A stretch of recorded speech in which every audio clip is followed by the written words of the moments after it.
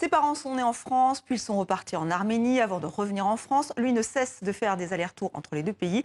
Le comédien et réalisateur Serge Avedikian est avec nous. Bonsoir. Bonsoir. Alors, est-ce que vous vous sentez arménien, français, un peu les deux, un peu comme Charles Aznavour? Charles, que j'ai bien connu, avait cette formule que tout le monde a retenue, les 100% et 100%. Nous, on est des gens à 200 ou 400%. C'est-à-dire qu'on est 100% français, mais aussi 100% arménien, mais aussi 100% encore autre chose. Non, moi, je suis un citoyen français qui vit et travaille en France, mais je suis né en Arménie soviétique parce que mes parents étaient venus de France en 1947 sous l'appel de Staline et de Maurice Thorez, le Parti communiste et autres, et je suis le fruit de ces allers-retours, de ces échanges de population, si je puis dire. Et l'histoire de votre famille est vraiment emblématique de la diaspora arménienne en France? Oui, emblématique, mais il y a beaucoup de gens de la diaspora arménienne de France qui ne sont pas partis, qui n'étaient pas patriotes ou communistes, si vous voulez. Ça a été un choix qui a été fait.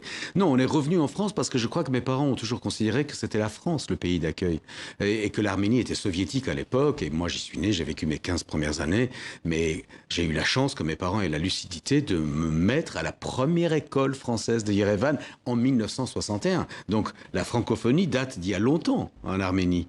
Et il y a aujourd'hui 3 ou 4 lycées, une université très importante, l'Alliance française, bientôt l'Institut français qui accueillera la Fondation Aznavour. Enfin, le français a une place très importante, au-delà de l'estime et de la culture. Alors, vous avez une carrière très éclectique, vous avez beaucoup joué, vous avez tourné des documentaires, des films de fiction, des films d'animation. Chienne d'histoire a été Palme d'Or à Cannes en 2010. En fait, et vous parlez surtout de votre histoire, finalement. Est-ce que c'est ce qui nourrit vos créations ?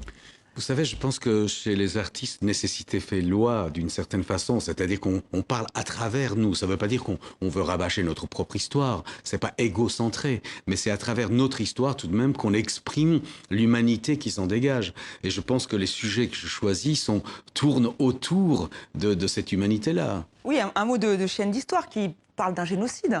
Oui, en fait, bon, c'est l'histoire des chiens d'Istanbul, qui est une vraie histoire. En 1910, le gouvernement jeune turc a pris la décision d'exterminer les chiens de la ville et les a envoyés sur une île déserte où il n'y avait ni eau ni nourriture. Donc les chiens se sont entremangés. C'est horrible. Mais ce choix-là explique d'autres choix. C'est-à-dire que ce même gouvernement fera le génocide des Arméniens, le génocide et l'expatriation des chrétiens, fera venir des musulmans de Bulgarie et enfin, jettera la zizanie pour un siècle entier. Jusqu'à aujourd'hui, la Turquie n'a toujours pas réglé ce problème, tout de même. Et d'ailleurs, on peut le revoir lors du festival Francophonie Métissée qui se passe en ce moment au centre Wallonie-Bruxelles. Hier soir. À Paris. Et voilà.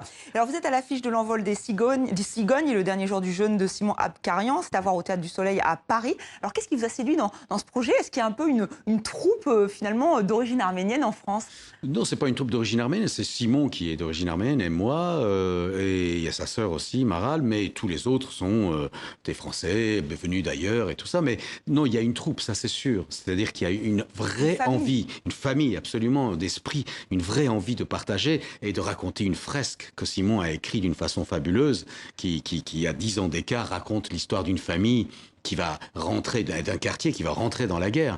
Comme Simon a vécu à Beyrouth, qu'il a l'expérience de ça pendant la guerre et tout ça. Mais ce qui est formidable, c'est qu'il a réussi à ne pas mettre un nom précis dessus. Ça parle d'aujourd'hui, mais notre imaginaire doit faire le travail pour dire où est-ce que ça se passe. C'est la Méditerranée. C'est la Méditerranée, c'est la matrice de notre culture qui parle.